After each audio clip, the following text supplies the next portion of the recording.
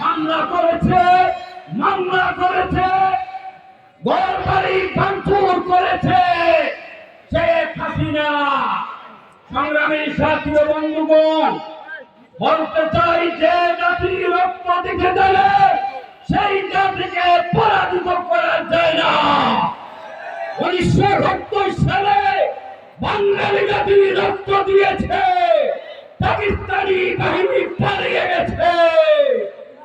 2024 সালে এই দেশের ছাত্র জনতা রক্ত দিয়েছে, শেখ হাসিনা পালিয়ে গেছে।